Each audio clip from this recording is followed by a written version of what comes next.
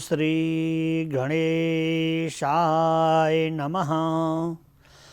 श्री गुरु चरण कमलेभ्यो नमः। मातृपितृ चरण कमलेभ्यो नमः। सच्चिदानंद रूपाय विश्वोत्पत्त्यादिहेतवे तापत्रय विनाशाय श्रीकृष्णाय वयं नमः। यं प्रव्रजन्तमनुपेतमुपेतकृत्यं द्वैपायनो विरहकातराजुहावः। पुत्रेति तन्मयतया तरभोभिनेदुः तं सर्वभूतहृदयं मुनिमानतोऽस्मि। यस्यानुभावमखिलां श्रुतिसारमेकम् अध्यात्मदीपमतितीतिर्षतां तमोऽन्धम् संसारिणं करुणयाः पुराणगुह्यं तं व्याससूनुमुपयामि गुरुं मुनीनां। नारायण नमस्कृत्यं नरं चैव नरोत्तमं देवीं सरस्वतीं व्यासं तत्तो जायमुदीरयता। परमात्मा का परम मंगल्यमय परम आनंदमय रस अमृतहरू रसास्वादन गर्दै सुखशास्त्र हामी श्रवण गर्दैछौँ। श्रीमद्भागवत महापुराण हामी श्रवण गर्दैछौँ। नैमिषारण्यमा 88,000 ऋषिहरू लोमहर्षणका शिष्य सुतदेव महाशयबाट मंगलमय प्रभुका चरणामृत लीलामृतहरू आस्वादन गर्दै हुनुहुन्छ र कलीको आगमन नहोस्, कलीले जीवहरूलाई अनेक प्रकारका ताडनाहरू सहनु नपरोस्, कलीले चाहिँ अनेक प्रकारका विकार स्वभावहरूमा जीवहरू प्रवेश नगरून्, धर्मको अनेक प्रकारका सिद्धत्व स्वभावहरूको र दिव्यमय मङ्गलकारी परमात्माका गुणानुवादहरू सर्वदा प्रकारद्वारा भइरहन्। जुन कारणले गर्दा कलीले अनेक प्रकारका दुःखदमय जीवहरूलाई अप्ठ्यारामा परिरहेका छन्। बुद्धि नष्टो प्रणश्यति, कामका कारणले, भोजनका कारणले, अनेक संसर्गका कारणले कलेर दोष निदे राजन अस्ति एको महान गुणः। भगवान कलिजुको एउटा महान गुण छ। सुतदेव महाशयले आज्ञा हुन्छ, त्यो मूल भनेको के हो त भन्दाखेरिमा हरि नाम संकीर्तनम, भगवानको संकीर्तन हो। संकीर्तन भनेको भगवानका रूप रस माधुर्य ऐश्वर्यको वर्णन गर्नु हो, गाउनु हो। मुक्त कण्ठद्वारा परमात्माका लीलाहरू गान गर्नु, ती लीलाहरूको ओतप्रोत भएका भजनहरू मङ्गलमय परमात्माका चरित्र गान गर्नु, जसद्वारा कलीको आगमन हुँदैन। सुतदेव महाशयले आज्ञा हुन्छ, सम्पूर्ण दुःखदमय वस्तुबाट सुख प्राप्त गर्नका लागि अलिकति समय आफ्नो भारीलाई एकतिर राखेर परमात्माको मङ्गलमय चरित्र र कथा अमृत गान गर्नुपर्दछ, कथा श्रवण गर्नुपर्दछ, भजन गान गर्नुपर्दछ, हातद्वारा प्रभुका सेवा गर्नुपर्दछ। अलिकति समय त्यो भारी बिसाएर आनन्द प्रकारद्वारा आफूभित्रको ब्रह्म चैतन्य परमात्मालाई चेदो दर्पण मार्जनम भवमः दावाग्नि निर्वापणम श्रेयस्कैरव चन्द्रिका वितरणम विद्यावधू जीवनम आनन्दम बुद्धिवर्धनम प्रतिपदम पूर्णास्मृतम स्वादनम श्री चैतन्य महाप्रभोर्स्मृतविदम तत्रादर नः परः। भगवानले आज्ञा हो, परमात्मा भन्दा बेग्लै अर्को वस्तुहरू केही पनि छैन। त्यो ब्रह्मचिन्तन परमात्मालाई पाउनका लागि चैतन्य चरितामृतमा वर्णन गरिँदैछ। शिक्षा अष्टकममा वर्णन गरिएको छ। चेदो दर्पण मार्जनम भवमः दावाग्नि निर्वापणम श्रेयस्कैरव चन्द्रिका वितरणम विद्यावधू जीवनम आनन्दम बुद्धिवर्धनम प्रतिपदम पूर्णास्मृतं स्वादनम श्रेयस्कैरव चन्द्रिका वितरणम विद्यावधू जीवनम।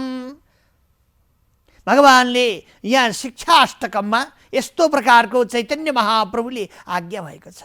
अथवा शरीरलाई जहिले पनि जीवले परमात्माका अमृत रूपी गान गर्दै अमृत रूपी मङ्गलमय प्रभुका नामहरू उच्चारण गरेर त्यो नाम रूपी मसको प्रयोग गरेर अनि यो शरीरको काईलाई चाहिँ हटाउनु पर्दछ। जस्तो प्रकारद्वारा धाराका नजिकै खोलाका नजिकमा काई लाग्या हुन्छ, हामी चिप्लेर फिस्लेर लड्न सक्छौँ नि। यस्तै प्रकारद्वारा संसारमा पनि विषैलो काई हाम्रो बुद्धिमा, विवेकमा, विचारमा अनि मङ्गलमा, हाम्रो देखाइमा, हाम्रा कर्महरूमा लागिरहेको हुन्छ।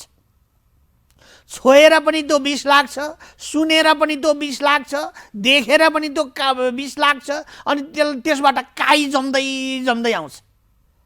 काई भनेको फोहोर चिज, हामी फिस्लिने चिज, जुन कारणले सुखमय परमात्मालाई बिर्सेर दुःखमय संसारलाई मात्रै अँगालो हालेर सर्वदा यो वस्तु नै मेरो हो भनेर अँगालो हाल्ने जीवहरू पाइन्छ। भगवानले कृपा गरेर आज्ञा भएको छ, यी सौन्दर्य परमानन्द आनन्दमय विषयक वस्तु परमात्मालाई पाउनका लागि त्यो मस्कोले, नाम रूपी मस्को लगाउनु पर्दछ। सत्सङ्गमा त्यो मस्को कथा सुनेपछि, सत्सङ्गमा गएर बसेपछि, मङ्गलमय प्रभुका चरित्र अमृतहरू आस्वादन गर्दै गएपछि हामीलाई शक्ति वर्धन हुँदै आउँछ, भाँडो चम्किँदै आउँछ, हाम्रो शरीरको भाग्य चम्किँदै आउँछ र भगवानमा चित्तवृत्ति लाग्दै आउँछ। हामीले सत्यम ब्रुयात प्रियम ब्रुयात, सत्य भन्ने वस्तुलाई हामी चिन्दै आउँछौँ, असत्य वस्तुलाई हामी छोड्दै जान्छौँ। जो सत्य भनेर हामीले ठोक्वा गरेर प्रमाणित गर्दछौँ त्यसका पछाडि जीव लाग्नु पर्दछ। जीवका मन, बुद्धि, चित्त, अहङ्कारका कारणले हामी संसारका वस्तुहरूतिर चिप्लिरहेका हुन्छौँ अनि मङ्गलमय बाटो हाम्रो छुटिरहेको हुन्छ अनि हामी दुःख भयो भनेर डाको छोडेर क्वा कराइरहेका हुन्छौँ। भगवानले कृपा गरेर आज्ञा भएको छ। वास्तवमा यस्तो केही पनि छैन, किनभने हामीले बाटो बिराएको भए फर्केर सत्सङ्गमा आउनु पर्दछ, हरिका चर्चा श्रवण गर्नुपर्दछ अनि त्यसमा 80 भनेको ज्ञान रूपी चाहिँ तरवार प्रयोग गरेर हामीले चाहिँ नराम्रो विकारहरूलाई काटिदिनुपर्छ, राम्रो मङ्गलमय वस्तुलाई हामीले प्रयोजन गर्नुपर्दछ। यसद्वारा जीवको वास्तवमा कल्याण हुन्छ। कृपा गरेर आज्ञा हो, चेदो मार्जनम प्रतिपदम पूर्णास्मृतम स्वादनम। पूर्ण भनेको जब हामी सफा हुन्छौँ, हामी भित्र काम वासना आदि चाहिँ वस्तुहरू कम हुँदै जान्छन्, मनलाई हामीले आफ्नो कन्ट्रोलमा लिएर आउने गर्दछौँ अनि मन एव मनुष्याणम कारणम बन्द मोक्षय। मन नै हो वास्तवमा जीवलाई बन्द गराउने, अँध्यारोतिर लाने र उज्यालो परमात्मातिर मन लगाउने। यो मन नै हो, मनलाई सत्य वस्तु देखाऊ अनि सत्यतिर यो मन जाने गर्दछ। हामीले असत्यलाई बारम्बार सुमिरन उत्पीडन गर्दै गयौँ भने यो असत्यतिर नै मन जाने गर्छ। त्यसो हुनाले सत्यको खेती गर्नुपर्छ। असत्यलाई हामीले बारम्बार मस्को लगाएर त्यो भाँडो सफा गरिरहनु पर्दछ। हामीले पनि सर्वदा आफ्ना कार्यहरूलाई बेलुका गएर आफ्नो घरमा बसेपछि बिहानदेखि बेलुकासम्म हामी के गर्दैछौँ, एकचोटि बसेर हामीले 10-15 मिनटको समय प्रयोग गरेर आफ्नो दैनन्दिनी कार्य सम्झना गर्नुपर्छ। नराम्रो गरिएका कार्यहरूलाई हामीले सुधार गर्नुपर्छ अनि राम्रो गरिएका कार्यलाई अरू प्रोत्साहन गरेर अगाडि बढ्नुपर्दछ। चैतन्य महाप्रभुले आज्ञा भएको छ, विद्या त्यही विद्या हो जुन विद्याद्वारा परमात्मालाई जान्न सकिन्छ। त्यही विद्या हो जुन वस्तुले सर्वदा चाहिँ जीवहरू मङ्गलमय प्रभुलाई भेट्ने गर्दछन्। यत्र सन्निहितो हरि विद्या बधु जीवनम। त्यसैले त्यो परमात्मा आफ्नो हो भनेर जान्नु नै विद्या हो। ज्ञानद्वारा प्रबुद्ध भएका जनहरूले परमात्मालाई आफ्नो साथमा चाहिँ साक्षात्कार गर्नुभएको हुन्छ। भक्त र भगवानको सम्बन्ध तारतम्य भएर जोडिएको हुन्छ, रन्नङ र मासुको सम्बन्ध जस्तो। त्यही भएर भक्तले भनेको भगवानले सुन्नुहुन्छ, भगवानले भनिबक्सेको भक्तले सुन्छ। यसैले यो वार्ता हुने गर्दछ भक्त र भगवानका बिचमा। भक्त हुन गाह्रो छ, किन हामीले धेरै भक्तहरू देख्छौँ तर केवल मेरो पुत्र पाऊँ मैले, सन्तान पाऊँ मैले, धन पाऊँ मैले, घर पाऊँ मैले, राम्रा सन्तान पाऊँ, राम्री श्रीमती पाऊँ, राम्रो श्रीमान पाऊँ, हे भगवान मलाई सर्वस्व दिनुहोस् भनेर म्या कराउँदा कराउँदा हामीले गरेको एउटा धूप बालेर मागेको आशीर्वाद पनि सकिन्छ। तैपनि हाम्रा मङ्गल कार्यहरू केही भइरहेका हुन्छन्। हामीले वास्तवमा परमात्माका अगाडि गएर केही माग्न जरुरत छैन, किनभने उसलाई ठुलो सूर्यलाई हामीलाई प्रकाश देऊ, घाम लगाइदेऊ, हे सूर्य नारायण भन्न जरुर छैन। आदिदेव नमस्तुभ्यं प्रसिद्ध मम भास्कर दिवाकर नमस्तुभ्यं प्रभाकर नमस्तुते भनेर सूर्यलाई प्रणाम गरेर जल चढाउन हाम्रो कर्तव्य हो। किनभने तिनले हामीलाई कमलका गट्टा जत्रा आँखाले संसार देखाइदिइरहनु भएको छ, उज्यालो छरिदिइरहनु भएको छ, हामीलाई हेरिरहनु भएको छ। त्यस्ता परमात्मालाई जान्नु, सर्वव्यापक आनन्द स्वरूप अव्यय स्वरूप परमात्मालाई जान्नुको अर्थ हो विद्या। न कि विद्याको अर्थ विद्या जानेपछि नास्तिक हुनु, दयै नहुनु, करुणाभाव नहुनु, जीवहरूप्रति कुनै प्रकारको दया मूर्तिको भावै उत्पत्ति नहुनु, उटपट्याङ भएर जानु। हामी विद्वान भयौँ कि हामी के भएर गयौँ? हामी त राक्षस जस्ता भएर गयौँ। त्यसैले जति विद्याहरू हामी अध्ययन गर्दै गएका छौँ त्यो विद्याले हामीलाई नैतिकवान बनाउनुपर्छ, सामाजिक प्राणी बनाउनु पर्दछ। अनि उदरम भरणेन वा, पेट मात्रै पाल्नका लागि, आफ्नो पारिवारिक सञ्जाललाई मात्रै पाल्नका लागि हाम्रो जिन्दगी भयो भने र आफै मात्रै पालिनका लागि हाम्रो जिन्दगी भयो भने पशु र मानवमा के काम छ? विद्वान पढेको विद्वान र नपढेका जीवमा के फरक छ? त्यसैले विद्या भनेको त्यो विद्या हो जुन वस्तुले अव्यय परमात्मातिर जीवलाई लिएर जाओस्, सुखतिर लिएर जाओस् र सुखतिर जानका लागि बारम्बार तादम्य सम्बन्ध परमात्मासँग लागेर अगाडि बढोस्, आफ्ना नित्य सांसारिक कार्यहरू पनि यथामति गर्दै जाओस्। त्यो परमात्मै छैन। अहिलेको 21औं शताब्दी कम्प्युटरको जुनीमा अन्धविश्वास रूढिवादीमा जीवहरू लागेका छन् भन्ने अन्धकारमा रुमल्लिरहेका जीवहरू धेरै छन्। अलिकति प्रकारका समाजवाद भए, अनेक वादहरू के वाद, थुप्रै वादहरू छन्। त्यहाँ गएर धर्मको खण्डन गरेको देखिन्छ। काम अलिकति बिग्रिन लाग्यो भने धर्मलाई खण्डन गरेको देखिन्छ। आफू बाटो हिँड्न जान्दैन, बाटो टेढो भन्छन् नि, आफू नाच्न जान्दैन, आँगन टेढो भन्छन् नि। किन भन्दाखेरिमा आफूभित्रको ब्रह्म चैतन्य स्वरूप परमात्मालाई कसै वैज्ञानिकले बनाएको होइन, 21औं शताब्दीले बनाएको होइन। बुद्धिन्द्रिय मन प्राण बुद्धिलाई बनाएको होइन, विवेकलाई बनाएको होइन, ज्योतिलाई बनाएको होइन, सूर्यलाई बनाएको होइन, चन्द्रमा बनाएको होइन। फकट्यामा आफूले अलिकति पद र शक्तिहरू पाउँदाखेरि हामीले अलिकति प्रकारका बाहिरी बकमफुस्से गफ गरेर ब्रह्मचिन्तन परमात्माको चिन्तनलाई हामीले अनेक प्रकारका लालछना लगाउनु हाम्रो कुविद्या हो। त्यो किन कुविद्या हो भन्दा आफू नै को हो भनेर पहिले प्रश्न गर्नुहोस्। म 21औं शताब्दीको भएँ, तर मलाई कसले निर्माण गरो? म भित्रको ब्रह्म के हो? म भित्रको ऐश्वर्य के हो? म भित्रको यो चाहिँ बुद्धि ज्ञान यसको द्रष्टा को हो? कसले देखिरहेको छ? वैज्ञानिकै नभएको समयमा घाटमा लडिरहेको बेलामा यो सारा संसार घुम्न जान्छ, तेजोमय रूपले वायु रूप भएर बगेर चाहिँ जाग्रत स्वप्न सुषुप्ति तुरीय अवस्थामा घुमिरहन्छ।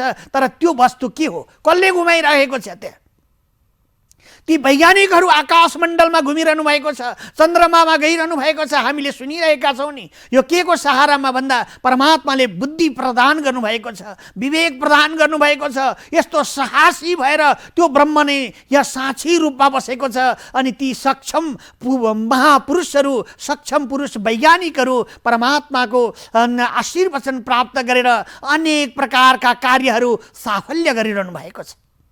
त्यो विद्या हो खास। एउटै मात्र तात्पर्य के हो भने मूल वस्तु, साँच्चैको वस्तु र जो सर्वदा प्रकारद्वारा एक एक निमेषमा हामीलाई गोठालो गरिरहने यार छ, त्यो यारलाई हामीले बिर्सेर कस्तो प्रकारको चाहिँ अन्धविश्वास भनेर बोल्न हामीलाई कसरी आएको?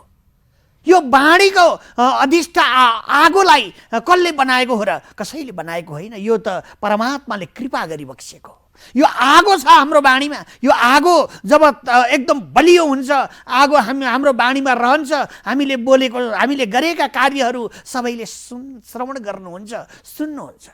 जब हामीले वाणी कमजोर हुँदै जान्छन्, हाम्रो जठराग्नि रूप आगो बिस्तारै धिपधिप बल्न थाल्दछ, हामीले खाएको पनि पस्दैन, वाणीहरू पनि बिस्तारै चाहिँ कम हुँदै हुँदै जाने गर्दछ। त्यसैले ओजस्वी तेजस्वी हुनका लागि त्यही भगवान परमात्मा नै हाम्रो वरद हस्त, उहाँको आशीर्वाद चाहिन्छ।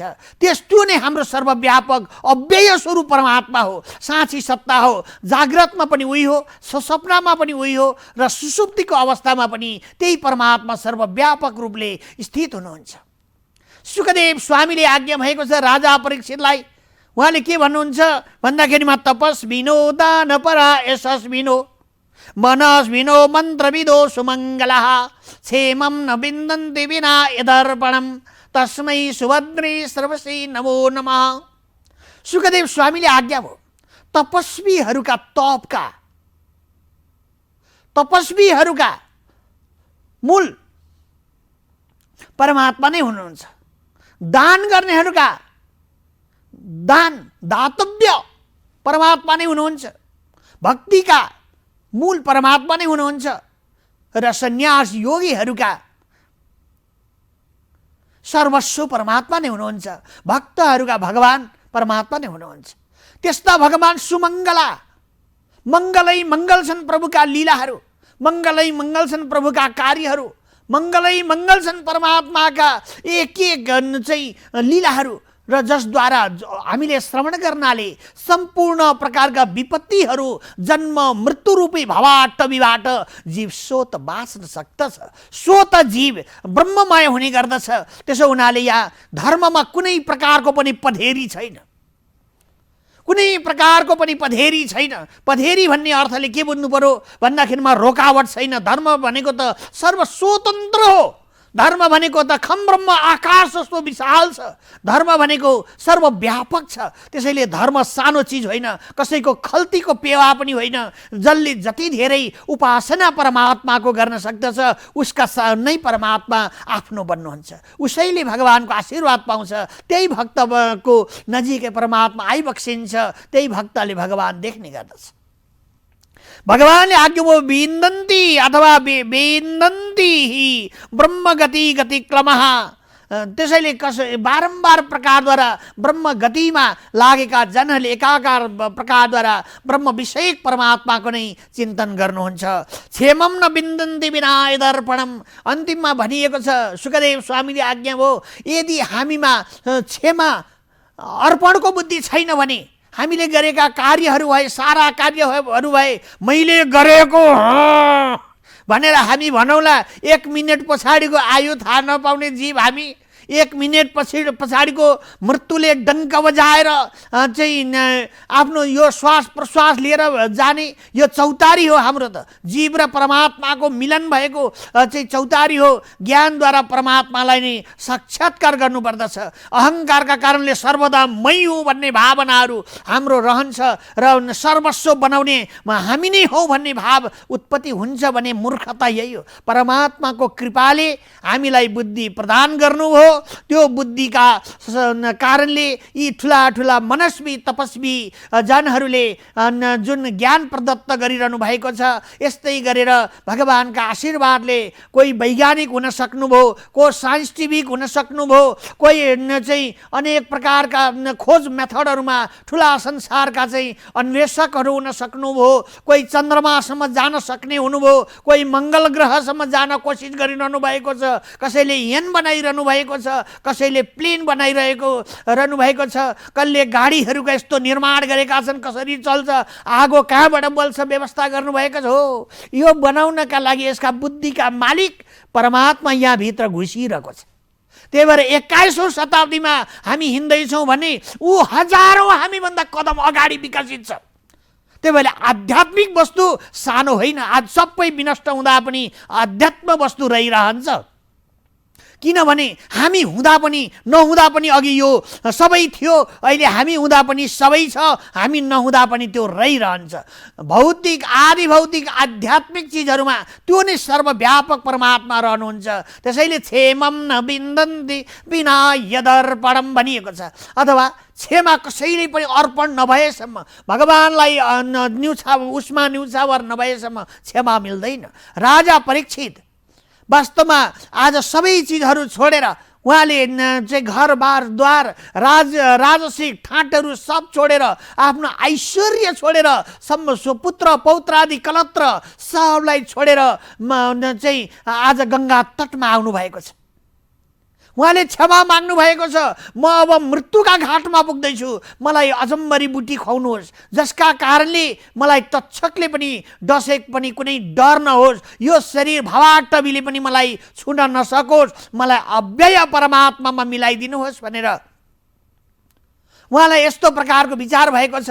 अर्पण हुने बित्तिकै भगवानले सोचिबक्स्यो, त्यहाँ चाहिँ योगी महामुनिन्द्रहरूलाई पठाउनु भएको छ, चाहिँ नारद महामुनिलाई पठाइबक्सेको छ। सन्त समागमहरू त्यहाँ चाहिँ सुधर्म सभा भएको छ। सुधर्म सभामा चाहिँ आज श्रीमद् भागवत महापुराण चाहिँ आयोजना गर्ने जब यस्तो प्रकारको मङ्गलमय कार्य हुन लागेको छ, यसै समयमा सुखदेव स्वामी अनेक प्रकारका भगवानको माङ्गलिक चरित्रहरूको स्मरण गर्दै हुनुहुन्छ।